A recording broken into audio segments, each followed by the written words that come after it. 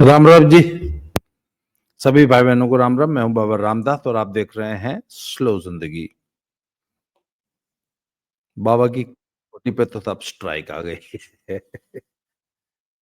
हमारा गला घोट दिया गया है और हमको स्पष्ट मतलब बताया गया है कि पॉलिटिकल वीडियो कोई नहीं बनानी है। अरे तुम होते कौन हो पॉलिटिकल वीडियो बनाने वाले? और तुम होते कौन हो कांग्रेस को गरियाने वाले, इंडिया अलायंस को गरियाने वाले? हाँ? खैर, तो अब स्लो जिंदगी पे हम लोग जो है काम कर रहे हैं। तो आज ना एक बहस चल रही है फेसबुक पे। तो वहां बैठे बैठे मुझे ध्यान आया, जो नई पीढ़ी है ना वो, उनको तो बेचारों को बहुत जल्दी बात उनको पता ही नहीं है। अभी जो नई वाली पीढ़ी है आज जो 25-30 साल के लड़के हैं, वो क्या जाने कि नेहरू जी ने, इंदिरा गांधी ने या राहुल गांधी ने के बाप ने क्या देश बनाया था और मोदी ने क्या किया है, उन लोगों को पता ही नहीं है। और पुराने बुढ़वे तब जानबूझ के तो भुलवा दिए हैं या भूल गए हैं। तो मैं एक बात याद दिलाना चाहता हूं, बहुत सारे नए लोगों को इस बात पे विश्वास ही नहीं होगा जो आज मैं बात कह रहा हूं। खैर, अब तो मोबाइल का जमाना है ना।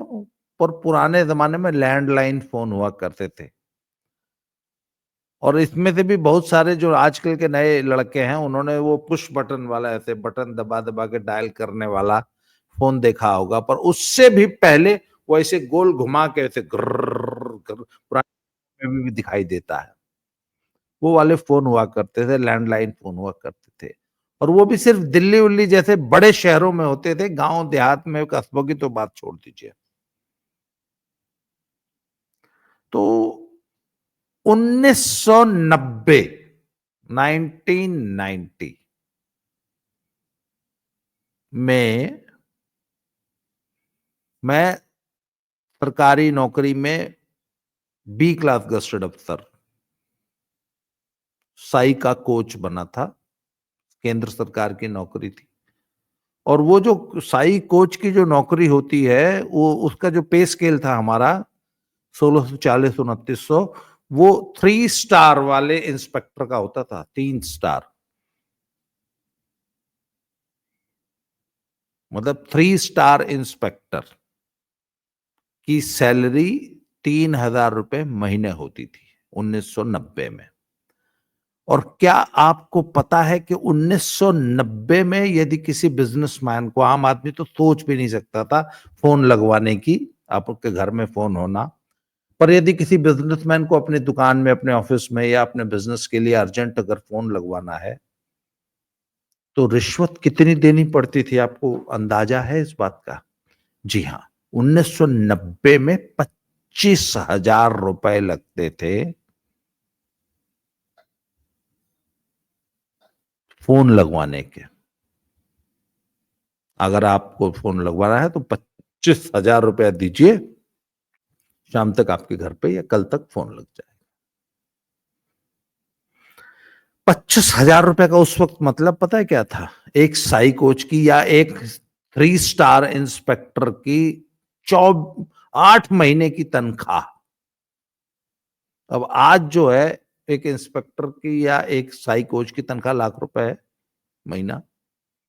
तो अगर उस पैसे को आज अगर ट्रांसलेट किया जाए, एडजस्ट किया जाए इन्फ्लेशन से, तो 8 लाख रुपए की रिश्वत लगती थी। आज के 8 लाख रुपए, उस जमाने के 25,000 रुपए दिल्ली में फोन लगवाने की। ऐसा भारत का निर्माण किया था नेहरू जी, इंदिरा जी और राजीव जी ने। इसका बिटवा कहता ना, मेरे पापा कंप्यूटर लाए थे देश में। 8 लाख रुपए की रिश्वत लगती थी। अब एग्जैक्टली उस वक्त 8 लाख, उस वक्त 25,000 देना पड़ता था। कल को कोई ये आरोप न लगा दे कि आप तो 8 लाख बोल रहे थे। आज अगर उस पैसे को, अगर किसी ने वो 25,000 रुपए आज देने होते तो 8 लाख रुपए देता। और आपको पता है एलपीजी कनेक्शन लेने की वेटिंग कितनी थी 1990 में? 7 साल, 7 इयर्स। हुआ ये कि हम लोग, मैं 8वीं क्लास में जब हम पढ़ते थे, दैट वाज 1975 76 या 78, यस 78 में। तो सिक्किम का नया नया भारत में विलय हुआ था। जब 1947 में भारत आजाद हुआ तो सिक्किम भारत का हिस्सा नहीं था, उसका विलय नहीं हुआ था, उसका विलय 1975 में हुआ था। तो चूंकि अब भारत का नया नया हिस्सा बनाया था तो बड़ा अपीजमेंट होता था, सिक्किम वालों को बड़ा तेल पालिश किया जाता था। तो सिक्किम में चीजें बड़ी इजीली उपलब्ध हो जाया करती। तो हमारे पिताजी, मुझे याद है 1978 में सिक्किम में जो पोस्टेड थे तो वहां पे एलपीजी इजीली मिल रही थी। तो हमारे पिताजी ने 1978 में एलपीजी का एक कनेक्शन ले लिया था। और आप यकीन मानिए उन दिनों एक बड़ी प्राइज्ड पोजीशन हुआ करती थी, आए हमारे पास एलपीजी का कनेक्शन है। नहीं तो याद है उससे पहले हमारी माँ जो है वो स्टोव में पंप मार के खाना बनाया करती थी, घर में केरोसिन का स्टोव जला करता था। और जो एडवांस घर होते थे उनमें स्टोव जलता था, एलपीजी तो नसीब ही नहीं होती थी। हमारी माँ, मुझे याद है घर में से एलपीजी रखा होता था, 1 साल में 1 सिलेंडर यूज करती थी क्योंकि सिलेंडर मिलता ही नहीं था। ओ मुझे याद है जब हम अंबाला, कोटा से, सॉरी गैंगटॉक से ट्रांसफर होकर अंबाला आए तो अंबाले में एक एजेंसी थी जो हमारे घर से करीब 8 किलोमीटर दूर थी। तो साइकिल पे वो ट्यूब, जो साइकिल वाली ट्यूब नहीं होती पंचर वाली, वो वाली ट्यूब बांध के साइकिल पे लाद के 8 किलोमीटर दूर जाके सिलेंडर लेके आना पड़ता था। ये हालत थी देश की। ये देश बनाया था नेहरू, इंदिरा और राजीव गांधी ने। आपको मालूम है 1980 के दशक भर पूरा भारत में किसी किसी इक्के दुक्के आदमी के पास स्कूटर हुआ करता था। ये बजाज का चेतक और प्रिया, बजाज के चेतक और प्रिया ये 2 स्कूटर थे। और एक वेस्पा कंपनी हुआ करती थी, एक लम्ब्रेटा हुआ करती। लम्ब्रेटा का स्कूटर भी बहुत लंबा हुआ करता था। लम्ब्रेटा शायद कोई डच कंपनी थी जहां तक मुझे आता है, एग्जैक्टली नहीं है। नन्हे पहलवान जरा देख के बताएगा, बगल में मेरे बैठे हैं नन्हे पहलवान, वो देख के बताएंगे कि लम्ब्रेटा कहाँ की कंपनी। तो इसी तरह वेस्पा शायद इटालियन थी। तो एक वेस्पा का स्कूटर आता था, एक लम्ब्रेटा का स्कूटर आता था। और बजाज के ये 2 आते थे, चेतक और प्रिया। और 1980-81 में बजाज चेतक के प्रिया पे 3,000 रुपए की ब्लैक थी। स्कूटर की कीमत 5,000 रुपए होती थी और ब्लैक में बिकता था 3,000। मतलब 8,000 रुपए देने पड़ते थे तब जाके स्कूटर मिलता था। अच्छा, लम्ब्रेटा और वेस्पा दोनों इटालियन थी, हमारे नन्हे पहलवान ने बताया है। तो 3,000 रुपए की ब्लैक थी। क्यों? आखिर हमारे देश में स्कूटर मिलते क्यों नहीं थे? क्योंकि नेहरू ने ऐसी नीतियां बनाई थी कि कहते स्कूटर बनाने की जरूरत क्या है, साइकिल पे चलो ना। इस देश को स्कूटर की जरूरत क्या है, साइकिल पे चलो। ये नेहरू की पॉलिसी थी। मेरे सपनों का भारत जो नेहरू ने बनाया था वो ऐसा था। नेहरू का एक और कारनामा बताता हूं आपको। जब नेहरू जी प्रधानमंत्री बने ना तो इन्होंने डीडीए बनाई, Delhi development authority, I think 1958 में बनी थी। तो 58 में दिल्ली का मास्टर प्लान बना। अब मास्टर प्लान वो चीज होती है जो अगर एक शहर का मास्टर प्लान आज अगर बन रहा है तो वो अगले 50 साल के की प्लानिंग करके बनता है कि आज से 50 साल बाद ये शहर कैसा होगा, इस शहर की क्या जरूरतें होंगी, आज से 50 साल बाद इसकी पॉपुलेशन क्या होगी, इसमें पीने का पानी कहां से आएगा, इसका सीवर कहां जाएगा, इसका कूड़ा कहां जाएगा, इसमें ट्रैफिक कितना होगा, इसमें कहां लोग रहेंगे, आज से 50 साल बाद हमारे देश की क्या आर्थिक सामाजिक दशा होगी, क्या क्या जरूरतें होंगी हमारी। उस हिसाब से शहर प्लान किया जाता है। तो दिल्ली हमारे देश की राजधानी जब डीडीए ने प्लान की होगी तब तो नेहरू का जमाना था ना। तो 1960s में डीडीए ने फ्लैट बनाने शुरू किए थे। अभी मेरी बहन जिन फ्लैटों में रहती है दिल्ली में, वो 1965, 66, 68, 70 में के आसपास बने थे। उन फ्लैटों में साइकिल की भी पार्किंग नहीं बनाई गई। स्कूटर तो बात छोड़ दो, कार की तो बात ही छोड़ दो,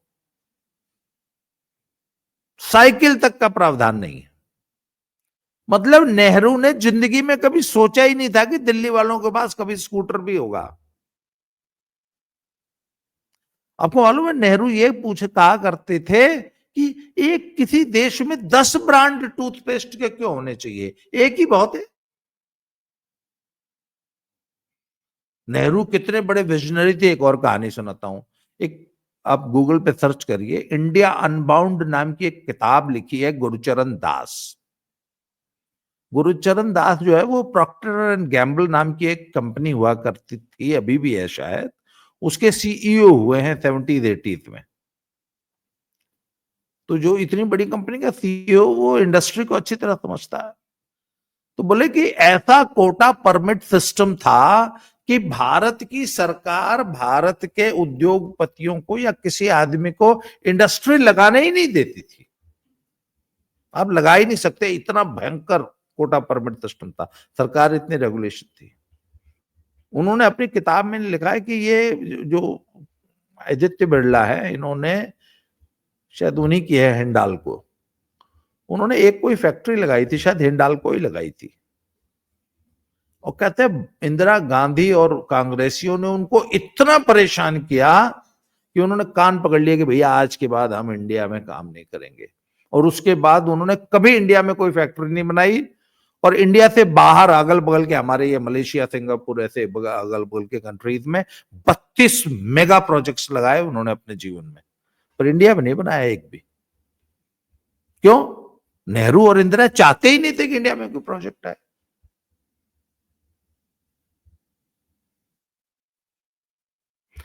मुझे अच्छी तरह याद है, 1982 में हम कोटा में रहते थे, 84 में हम अंबाला आए थे। तो हमारे एक अंकल थे, वो बीडीओ थे, ब्लॉक डेवलपमेंट ऑफिसर कोटा में, रति रंजन जोशी। पुराने लोग शायद आज भी याद करेंगे उन्हें, 80s में। तो उनके पास रोज आना, वो हमारे खेल प्रेमी थे, तो हम बच्चों को अपने ऑफिस में अक्सर बुला के मिठाई उठाई खिलाया करते थे, तो हम लोग उनके ऑफिस आते जाते थे। तो वहां पे ना अक्सर लोग आते थे, तो वो आते ही सुबह सुबह कोटा परमिट के साइन किया करते थे, सीमेंट के और चीनी के। अगर आपने अपना घर बनाना है ना, अगर आप अपने घर में कोई कंस्ट्रक्शन लगा रहे हो, तो सीमेंट बाजार में नहीं मिलती थी, परमिट से लेनी पड़ती थी। और वो परमिट एसडीएम साहब या बीडीओ साहब दिया करते थे। और अगर लोग बड़ी 10 बोरी मांगते थे, तो बड़ी मुश्किल से वो 2 बोरी पे साइन करते थे। अरे सर 2 बोरी तो कुछ नहीं होता सर, प्लीज 5 बोरी, अच्छा 5 बोरी तो कर दीजिए। ऐसे फिर वो घिघियाते थे लोग, तो वो 5 बोरी सीमेंट का परमिट देते थे। अगर आपको अपनी बेटी की शादी करनी है, तो 50 किलो चीनी अगर आपको मिल जाए ना इस देश में, तो बड़े भाग्यशाली समझ लेना अपने आप को। हमारे देश में चीनी की इतनी किल्लत थी कब? 1984 में, जिस साल इंदिरा गांधी की हत्या हुई, उस साल की बात बता रहा हूं मैं ये। 1982 में हम कोटा में रहते थे। 1 क्विंटल चीनी तो सपना थी। शादियों में आमतौर पे 1 क्विंटल चीनी तो लगी जाती थी ना, मिठाइयां। उस जमाने में मिठाई हलवाई बैठा के घर बनाई जाती थी। तो जो बड़े संपन्न लोग होते थे, वो बड़े शोर सिफारिश लगा के 1 क्विंटल चीनी मिलती थी। नहीं तो 10 किलो, 20 किलो, 50 किलो तो बड़ी मुश्किल से मिलती थी। ये भारत बनाया था नेहरू, इंदिरा और राजीव गांधी ने। लोग ये कहते हैं ना, आधुनिक भारत के निर्माता मोदी ने आखिर किया ही क्या है। हिंदुस्तान की सड़कों का हाल पता है क्या था जब मोदी प्रधानमंत्री बने हैं? मोदी छोड़ दो यार, जब योगी मुख्यमंत्री बने हैं उत्तर प्रदेश में। मुझे याद है, एक बार मैं अपने गांव से बिहार गए थे हम, और बिहार में तब कायाकल्प हो चुका था सड़कों का। नहीं तो पुरानी लालू की सड़कें तो हे भगवान, 10-10 फुट गड्ढे होते थे लालू के राज में बिहार में। तो इधर मुलायम का राज था, उधर लालू के बाद जब उधर नीतीश कुमार का राज आया तो इधर मुलायम सिंह की सरकार थी, और 2014 में जब मोदी की सरकार बनी है तो इधर अखिलेश भैया बैठे थे। तो कलेश भैया के राज में एक बार हम महापुर से गए थे बिहार दंगल लड़ने, अपनी पर्सनल जीप में। मैं था और हमारे साथ 4-5 पहलवान थे। 100 किलोमीटर दूर हमने जाना था, अपनी पर्सनल जीप थी, 5 घंटे लगे थे 100 किलोमीटर के। जबकि सैदपुर से गाजीपुर तक नेशनल हाईवे था, नेशनल हाईवे के बाद एक और रोड था, 5 घंटे लगते थे।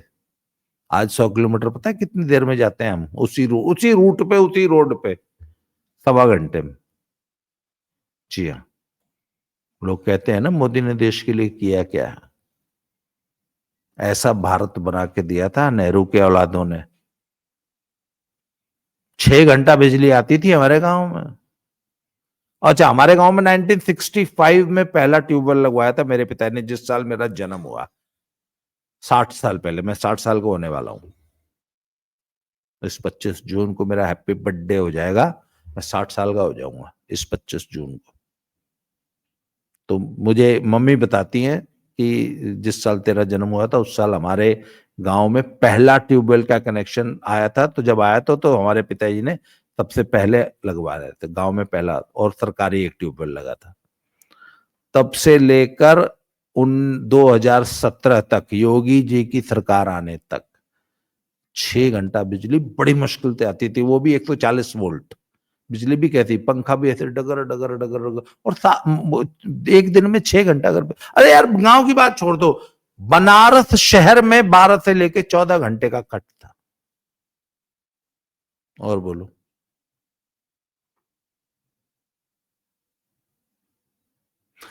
लोग रेलवे कॉलोनियों में मकान किराए पे लेना पसंद करते थे कि किसी रेलवे एम्प्लॉय का कोई घर मिल जाए रेलवे कॉलोनी में।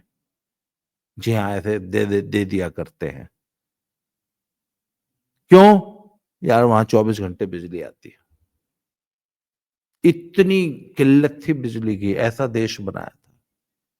मैं भी, आज से 4-5 साल पुरानी बात है, मैं अपनी बुलेट से राजस्थान गया था। तो राजस्थान में वो शानदार सड़कें, 4 लेन शानदार है, 100 की स्पीड से चला रहा था। फिर अचानक मैंने देखा कि अरे ये क्या हुआ, सड़क कहाँ गायब हो गई। और मैंने कहा यार ये तो साली पुरानी वाली सड़क आ गई, वो टूटी फूटी एक सिंगल लेन वाली। करीब 1.5 किलोमीटर बाद फिर से 4 लेन आ गई। तो फिर मैंने आगे जाके एक ढाबे पे पूछा कि, मैंने कहा ये बीच में एक 1.5 किलोमीटर का पैच क्या था। बोला वो कुछ मुकदमेबाजी है वो उस एरिया में 2 किसानों से, इस वजह से वो उतनी रोड नहीं बन पाई, बाकी 4 लेन हो गया। तो मैंने कहा यार ये तो बहुत अच्छी चीज है बॉस। नेहरू, इंदिरा और राजीव के जमाने के भारत की जो सड़कें थी वो 1 किलोमीटर थी, बाकी गडकरी की थी। तो मैंने कहा ये तो हर रोड पर 1 किलोमीटर राजीव गांधी और इंदिरा गांधी और नेहरू की सड़क छोड़ देनी चाहिए। फिर जब लोगों को पता चलेगा अरे ये कहाँ गए, तो वहां एक बड़ा सा होर्डिंग लगाओ कि ये नेहरू, इंदिरा और राजीव गांधी की सड़क है, या ये अखिलेश यादव की सड़क है। फिर 1 किलोमीटर पे जब लोग ढके ऐसे खा के, और बल्कि उसपे एक रोड, एक पैच तो ऐसा होना चाहिए जिसमें 10-10 फुट के गड्ढे हो, लालू की, उस पर लिखो यह लालू की सड़क है। फिर वापस जब 4 लेन, 6 लेन, 8 लेन एक्सप्रेस वे आ जाए तो लिखो मोदी और गडकरी की सड़क। तब हिंदुस्तान को याद रहेगा। ऐसे ही एक बार मेरे साथ और हुआ।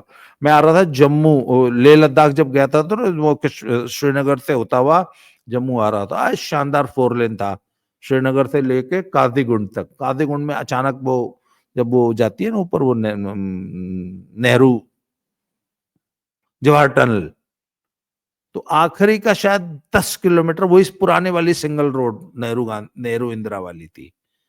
तो मैंने कहा यार कम से कम 4 लेन पे चल के जब इस रोड पे मेरे जैसा आदमी चलता है तो उसे याद रहता है कि अच्छा अच्छा ये इंदिरा गांधी का भारत है, ये राजीव गांधी का भारत है, या नेहरू का भारत है। इससे पहले जो था वो गडकरी और मोदी का भारत था। तो हिंदुस्तानियों को याद दिलाने की जरूरत है कि ऐसा देश छोड़ के गए थे और ऐसा बना दिया। तो ये आज क्या है, ऐसे ही बस मैंने ऐसे ही गप्पे मारने के लिए वीडियो बना दिया।